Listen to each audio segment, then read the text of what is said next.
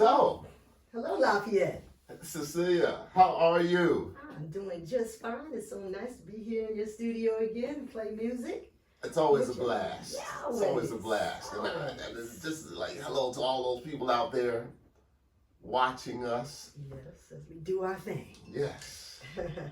Loving it. So what's the name of our show this time? Well, we got kind of a fancy name. Okay. No, it's not fancy. Just a lot of, a description of the types of music that we're going to bring to you today. We tried to have an interesting spin on it. Alrighty. American music traditions. That's right. The Roaring Twenties. Yep. Folk songs and the seasons. As in winter, spring, summer, fall. That's right. We're going to start with the seasons, right? That's right. We've chosen a lot of pieces that have the seasons as part of its title, right? Four pieces that we're going to play for you. Yeah. All very, very different than each other, right? Okay, that's for sure. For sure. Yeah. So we're going to start with the season of fall. Since we just started that a couple of weeks ago, we thought we'd start where we are in the seasons. That makes sense, It is what? This is October. October. The bewitching month.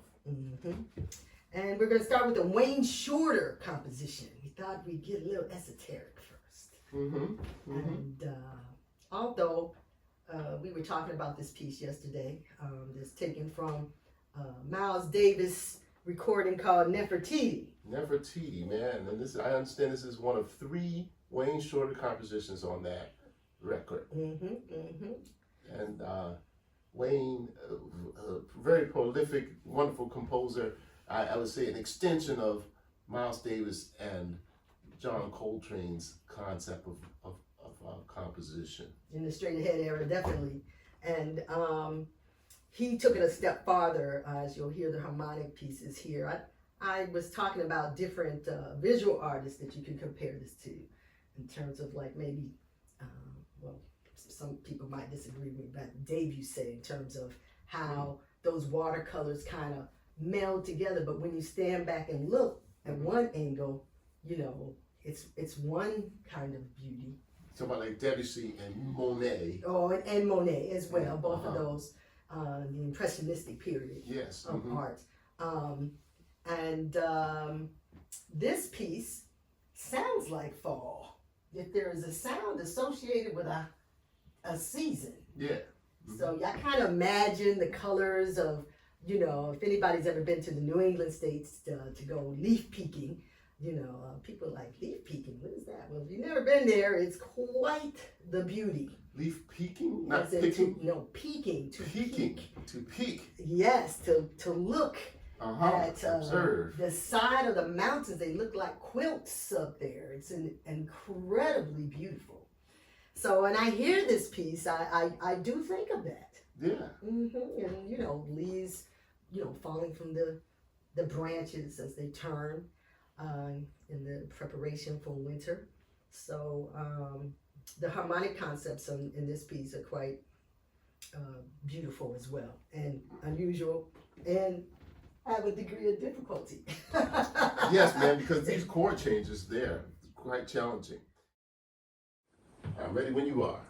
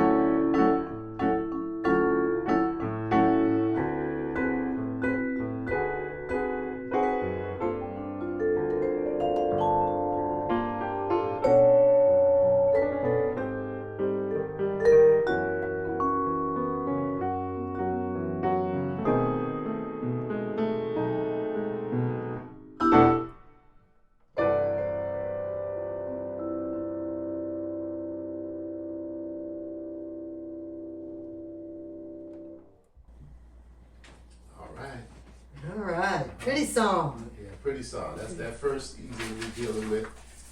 Love it. Beautiful Wayne Shorter. Yes, beautiful, beautiful. Mm-hmm. All right, so we're going to move on to one of your compositions. Yes. Mm-hmm. Not many songs named after the season of winter. I'm not sure why. But I thought I would write one. I actually wrote one, this piece. It's called Winter Journeys. And I wrote it a while ago. It's on my very first CD called Cecilia Smith, The Takeoff. And I wrote it in reminiscent of the neighborhood that I grew up in Cleveland Heights. I lived on a street called East Overlook. And during the winter time, we get lots of snow. And the street, in terms of where the cars drove, were packed snow. Oh, yeah? Yeah. But, you know, might be a big deal here in New York City, ride on packed snow. But not such a big deal in Cleveland, in the Midwest. And so we had, there's 5 kids in my family, and we always had station wagons. And so I always have this scene of, you know, 2 of us would sit in the back as we watched the snow come down, 3 in the front. We used to have lively conversations in our car. And as we go down the street while the snow is falling, and we lived on a beautiful street, lots of trees. And the street was long, very residential. And it would change in terms of the sizes of houses. The further down you go, the houses, we lived in a pretty big house, but then they would become mansions. So, oh, okay. All right. And but just beautiful. Cleveland Heights is a very beautiful place to grow up. And so I called this Winter Journeys, and as you hear it, you'll hear some pauses. Those are actually the stop signs that you would stop at as you go by. And so the idea is to have the feeling of winter as we would go on our many journeys through the winter at this time. Okay. Yeah. All right. Yes. So here we go. You ready? I'm ready as I can try to be. All right, here we go. 2.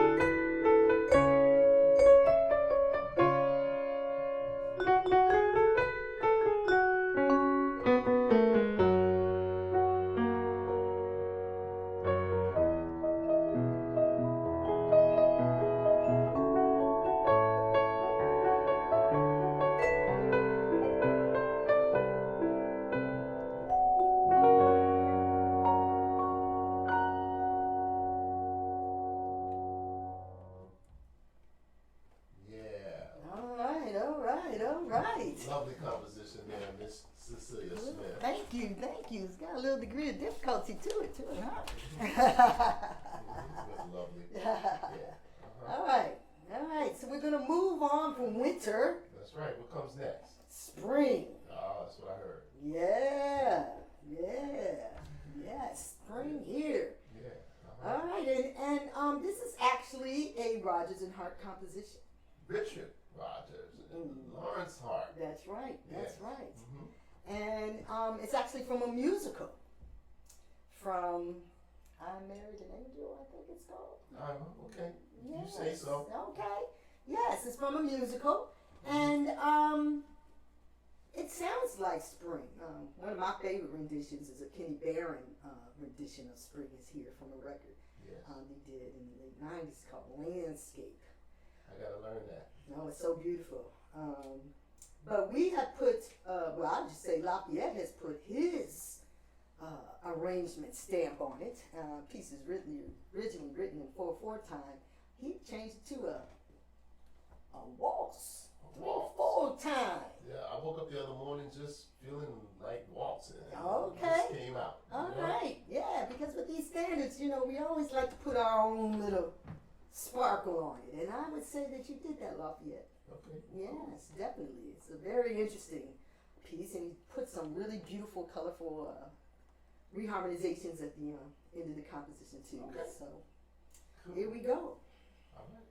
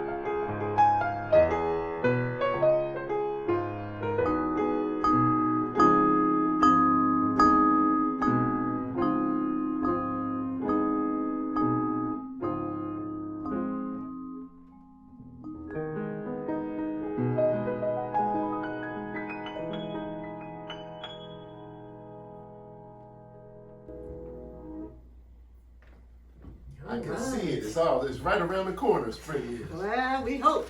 Yeah. Uh-huh. Yeah. Yeah. All right. All right. Yes, what comes after spring now? Summer. Oh, yeah. Summer. Yeah, love Okay, summer. yeah. Love summer. Well, summer is, I have to say spring is my favorite time of the year. Yeah. But I love the summer too, because I like that, the consistency of the heat. And, Yeah. breezes, because, well, I like winter because it's pretty. I'm not particularly interested in being cold. I like the clothes that you get to wear in fall. Okay, yeah. Yeah, nice little sweaters and whatnot. And I would say that this piece that we're getting ready to play for you, we wanted to come up with a piece that is a little bit out of the ordinary of the pieces that we've been doing. And so we chose this Seals and Crofts, for those of you who are old enough to know who they are, piece called Summer Breeze.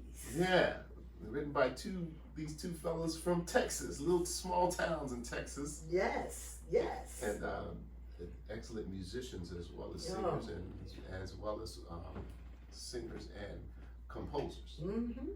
Yeah. And one of the reasons we chose this song is because not only did Seals and Crofts do it, an R&B ensemble band by the name of the Isley Brothers also did it as well. They put their own spin on it. Yeah.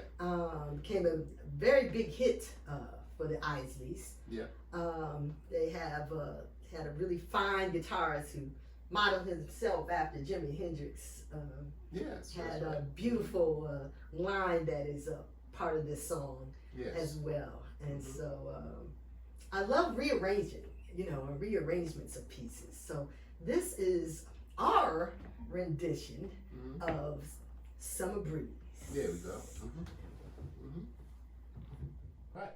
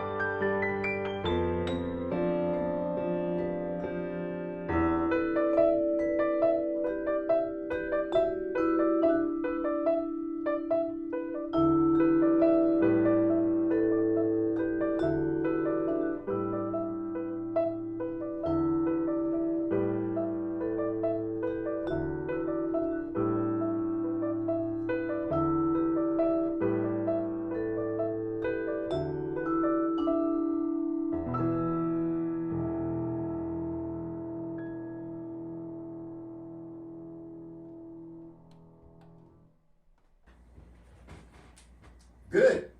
Yes, I'm happy. Okay. Are you happy? I'm all right. Yes, you should be happy. That was really nice. All right. Well, it feels good. It's a beautiful song. Heck yeah. Yeah, it's so pretty. Purdy. Purdy. As they say down in Texas. Yeah, purdy. Okay.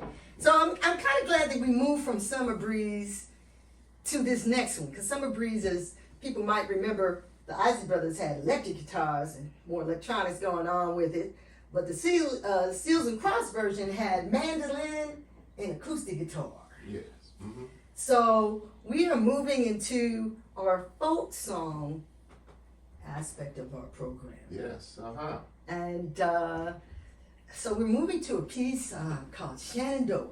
Mm-hmm. Shenandoah. Now that wasn't that some kind of a tribe or something? Was that? No? Well, it's the name of an Indian chief. Okay. Yes, from the Oneida Iroquois tribe. Okay. Yes. That existed in West Virginia and Virginia. Okay. Yes, there's several. Near those mountains, near the Alleghenies, right? Mm-hmm. And also there is a town called Shenandoah and a national park called Shenandoah. Okay. Mm-hmm. I correct myself. Appalachians. The Appalachian Mountains. Yes, right. Appalachia. And I believe something about his daughter. The chief's daughter. During that time when they wrote this piece, they had people going and trading furs. Mm-hmm. Some of these folk songs are borrowed from Scottish and Irish traditional songs. Okay. Yes. So this has a hint of that. Mm-hmm. And so I found it interesting that this piece is actually titled after an Indian chief. Yeah. And the trader Mm-hmm. that was trading in that era Yeah. fell in love with Shenandoah's daughter. Shenandoah's daughter. Uh-huh. And so there are several different lyrics. We're not singing the piece, but people who know it know that the story is of this particular situation with the trader and the Indian chief's daughter. Yeah, it's kind of, to me, it's kind of like a spiritual overtone too. I think maybe there's even it's been sung by some religious folks as well. Okay. It's a beautiful melody, and a lot of people who follow folk music will know this piece, and this is our interpretation of it. Okay.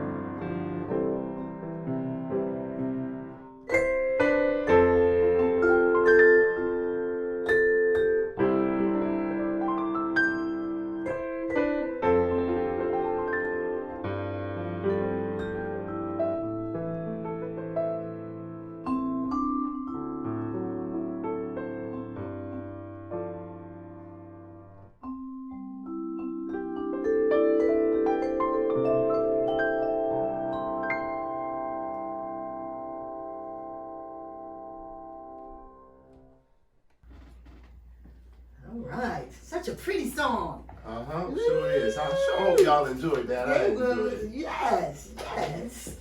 Yeah. So we got one more song in the folk section. Yes, it's very different from the last folk song that we did. We are going from West Virginia and Virginia, the Appalachians, to Louisiana. That's right, New Orleans specifically. And this also has a tinge of Native American history behind it. It does have this one does have a very big impact. There were two Indian tribes in Mardi Gras, and this fella, James Crawford, he had a nickname, Sugar Boy, something like that. We laugh every time we hear that name. Yeah. He was attended this particular Mardi Gras, and he saw the two Indian tribes competing and with each other, and one had a chant that was Chacamo or Chuckamo, whatever he heard, and the other one had a chant called Iko Iko, and he put these two together and wrote his own song, filled it out, and had a very, very, very unsuccessful recording of it. Which is a shame, really, because it's a nice record. I listened to it the other day. But 12 years later, these fabulous young ladies, also from New Orleans, heard their parents and mothers. Well, yes, one of them. Well, they're sisters and cousins. Okay. And apparently, their grandmother had taught one of them this song. And I also think that it's interesting to know that African Americans and natives actually, intercultured each other. That's right. And so they have traditions from both Africa and the natives, and they come together. And in certain parts of the U.S., and New Orleans would be one of those pieces, one of those places where it happened more so. They were on a break. Now these ladies are called the Dixie Cups, not the Dixie Chicks, the Dixie Cups. Right. Going to the chapel and we're gonna be married. That's their big hit. One of the big hits. So on the same record, the studio session, they were on a break, and so one of them had some sticks, and they were tapping on one of the little metal chairs, and singing this song, but singing it from the memory that whatever grandma taught them as children. Yes. And so they were young ladies at the time, so this song was 12 years old already, so that could be more than half your life if you're 20. Right. Right. Yeah. They went ahead and recorded it. Well, I heard the engineer kept the tape rolling. Kept rolling. Yeah. And then when they left, the producers and everything fixed it up and finished it up, added a little bit of drum. If you listen to the recording, their recording is fabulous. And really all you can hear as far as accompaniment is them clicking the sticks, maybe a little bit of something else in the drums. And so even when they performed it live, it was a cappella with the sticks. And they had a tremendous impact with this song, and that's how I know it. That's how I remember it, and I love this song. And this is called Iko Iko. Gives some New Orleans tradition. That's right.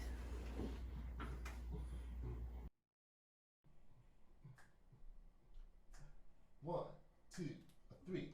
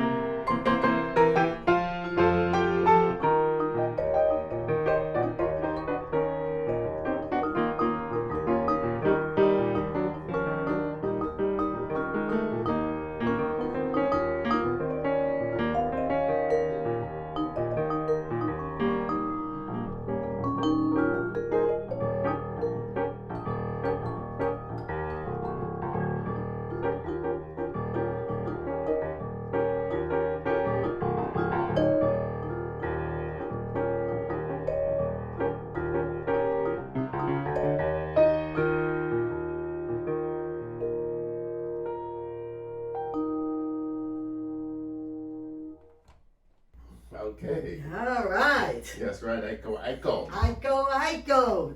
Giacomo. Mm-hmm. Giacomo. Mm-hmm. All right. So we're moving along. We're moving to the Warring 20s. Mm-hmm. Since we are in the 20s. That's right. We're going to go back 100 years. That's right. We're in the 20s again. 2023. 2023. And I found maybe not this song, but one of these songs in here was written in 1923. I Cried for You, I think it is. Okay, that's the one. That's coming up. That's coming up. But before that, We're staying in New Orleans, though. that's right. Mr. Spencer Williams, this Mm-hmm. fellow was from New Orleans and Yes. left New Orleans. He was a very successful African American songwriter and musician and performer. Mm-hmm. And once he got to New York, he actually apparently wrote this song. I think that's the information that I found out. Mm-hmm. And this song is called Basin Street Blues, and it's named after one of the very important streets in New Orleans that was part of a short-lived section of town called Storyville. Mm-hmm. Storyville was named after a politician by the name of John Story, I want to say, and that's where all the activities that were not above board happened in town. I like that word, above board. Above board. Okay. It's two words, actually. Yes. Yes. Yes. And they said, look, here in this whatever, I don't know, 20, 30 block radius, all the things that can be not above board can take place. And John and his compatriots in the political world took part in many of these activities themselves. You know, it was very popular. This district of New Orleans actually became the highest grossing district for the city. In terms of money. Money coming in, okay? Yes, so they let a few things slide down there. But they eventually, when World War I was breaking out when America was getting in World War I around 1917, this district started in 1897, so 20 years later, 1917, the military leaders who were docking their ships, there was so much activity going on, and you know, the ship is full of this 18, 19, 20-year-old guys. And they say, okay, wait a minute, this is too much, we got to shut this down.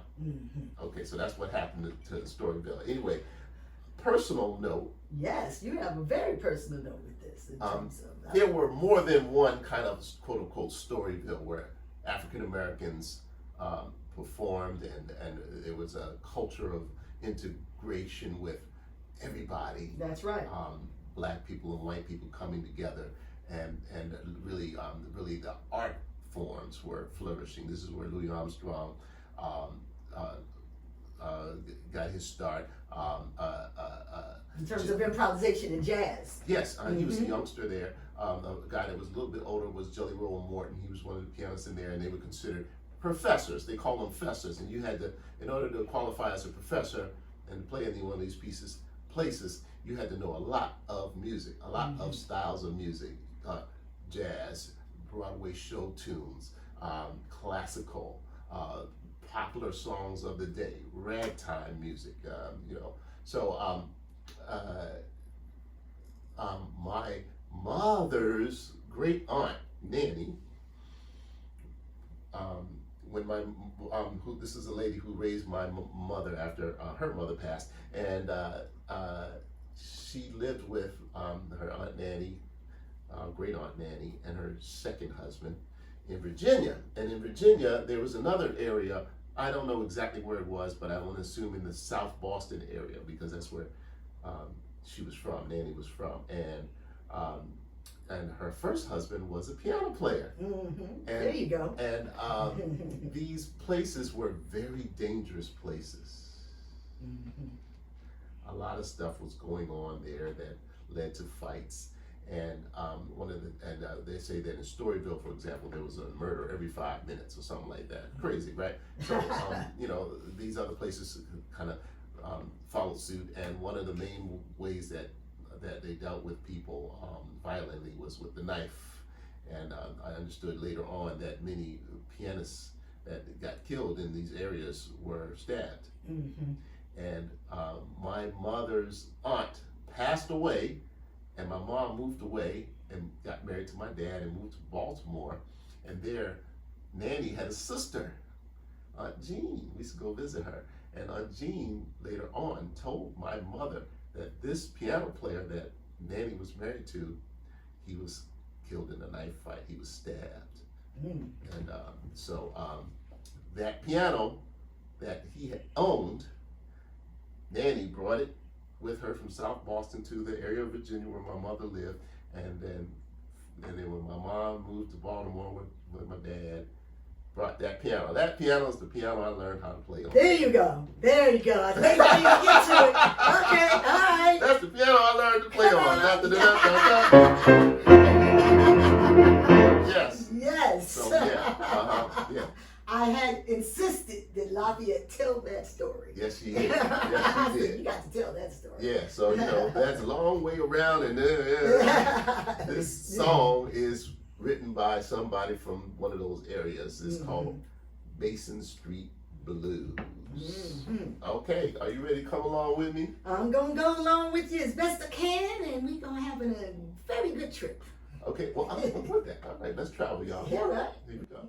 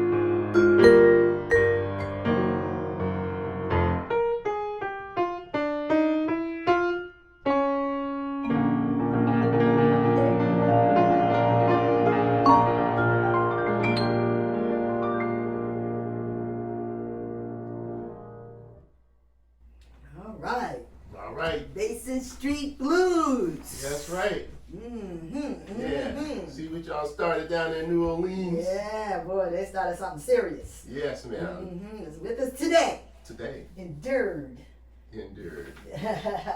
What we got next, man? We still in the 20s, right? In the 20s, yes. This is the 20 section, by the way. This is the 20 seconds. Yeah. The 20 sections. This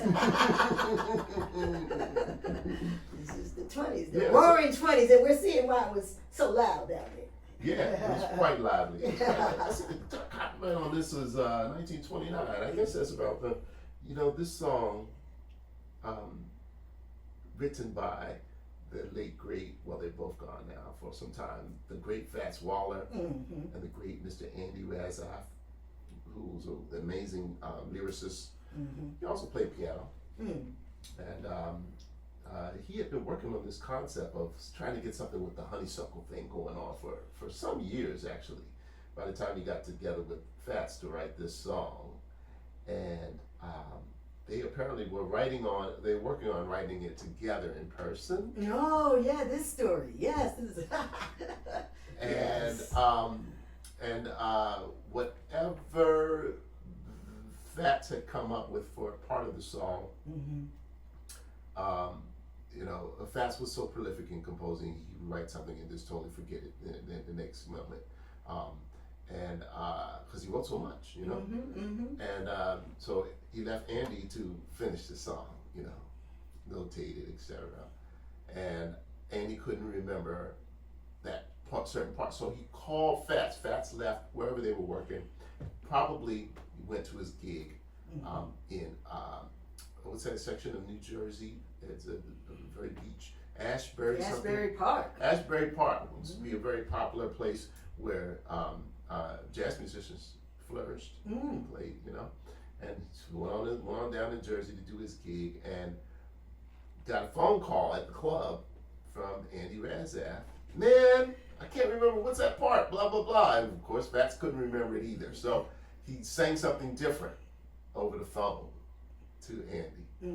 And said, okay, wait a minute, and Andy went, let me check it. And went back to the piano and tried to work it out. And then he came back. By the time he got to the phone, Fats had hung up. So they went ahead and this is what they came out. This is called Honeysuckle Rose, one of the great all-time jazz standards.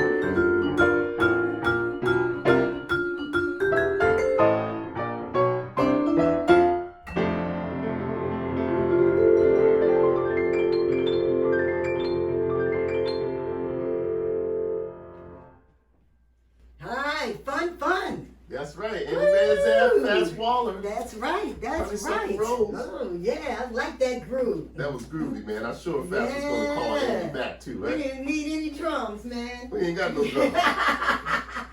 We Yeah. had the pulse happening. All right. Happening. All right. Mm-hmm. So we're going to stay in this same era, except for this piece we understand was composed in 1923. Isn't that right? 1923, 100 years ago. 100 years ago.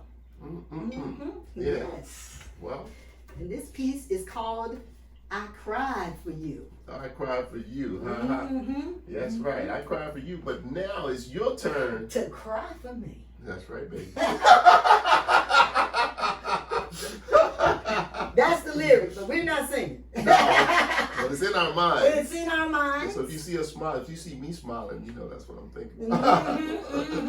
And it was made great by the late, great Billie Holiday and some others. And some others, of course, yes. But this guy, I want to say, was it Abe Lyman, one of the composers? Was he one of the first person to record it? That's right. Okay, 1923, I believe it was. And there's two other composers who are credited to this song as well.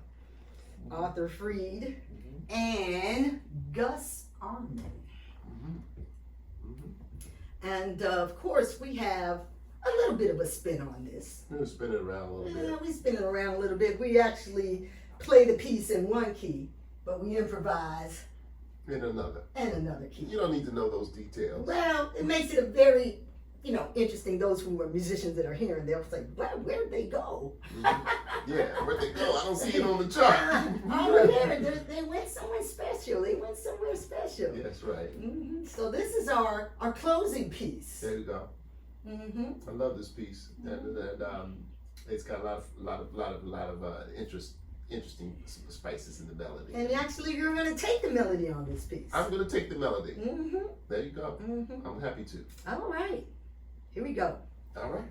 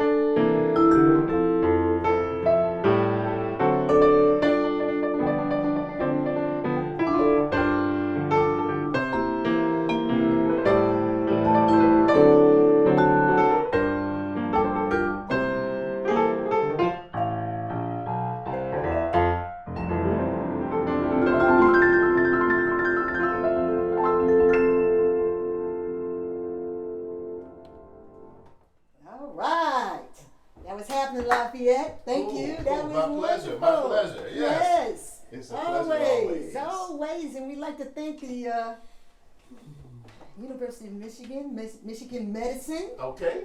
Gifts of Art. All right. For having us once again. Yes. We love putting these programs together. It's a rarity that we are able to find ourselves in to not only practice these pieces, but to find the information, the historical significance, and our own, significant additions to this piece as jazz musicians. So that's right. Yeah. Very thankful to everyone who was involved in having us back again. Yes, and thank you for the opportunity. It's been a joy. Yes. Thank you. All right. Thank you very much, everyone. See you later. See you later. Bye-bye. Bye.